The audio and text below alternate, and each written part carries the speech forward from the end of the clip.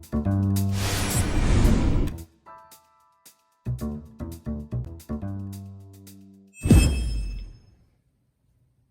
everybody, welcome back to another video. This is Felix. So today I want to talk about what I personally did different from Dave Ramsey's Baby Steps. Dave Ramsey is a huge proponent of following baby steps step by step. So for me, I have not found out about Dave Ramsey until about 6 months ago, back in April timeframe of 2020. And even before I knew who Dave was, I always had an emergency fund, and I was also investing into my retirement account since I was 22. And by the time I started looking into it and actually starting the baby steps, I had baby steps 1, which is save $1,000 emergency fund, done, and step 3 of having 6-month emergency fund and a sinking fund, and step 4 of investing 15% of your household income into retirement being worked on, and on top of that, investing on outside accounts.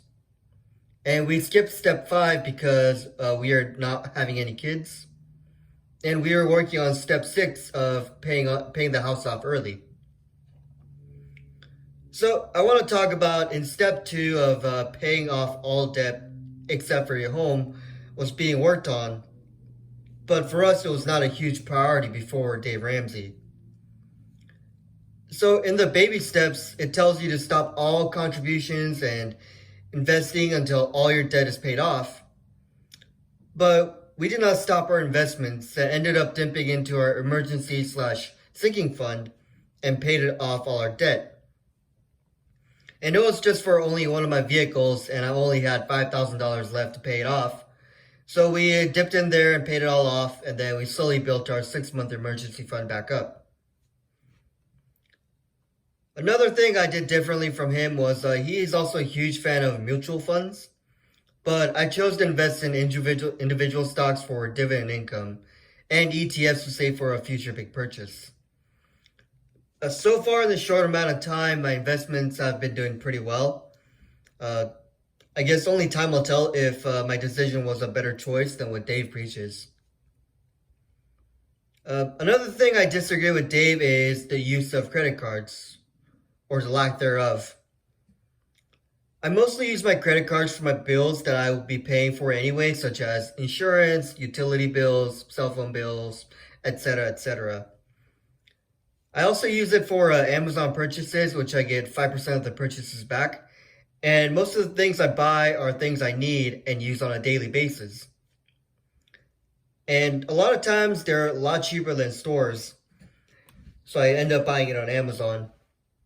I get rewards for those purchases, which I can use to invest or use on something else that I need to buy. I also never hold any balances and never purchase anything I don't need.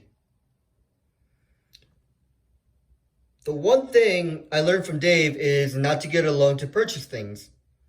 If I don't have the money to buy it in cash, I cannot afford it.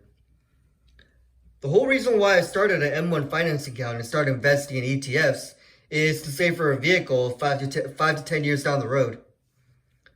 So currently I have a 2015 Honda CR-V that is paid off, and it only has 35,000 miles on it. So I have no doubt I can drive this vehicle for the next 5 to 10 years. I have been wanting to buy a Toyota Tacoma for a long time, but I'm pretty sure I can hold off for the next 5 to 10 years and buy a used one with cash.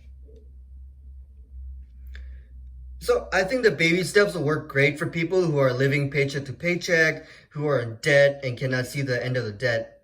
Also, people who are getting older with no money to retire with. I think this is a great program to stick to if you do not know how to manage your money or keep making financial mistakes that prevent you from retiring a millionaire. It is a great program to start out with, and once you learn good financial practices, you can start venturing out to different avenues and adjust the program, or not even follow the whole program at all. So for me, the baby step I'm most excited for is baby step 7. So, charity.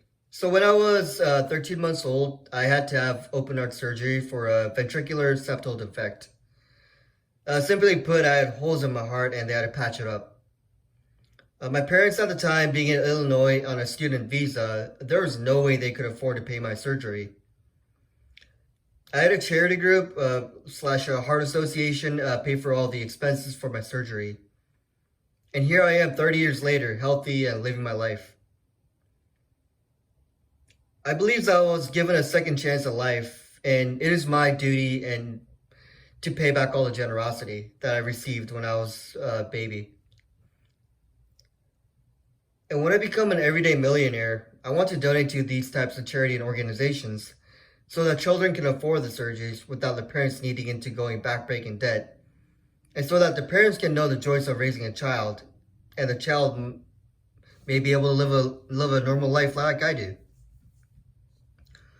So guys, if you enjoyed my video, it'll help out greatly if you go ahead and press the like button and press subscribe, join the family. Thanks for watching. I'll see you all later.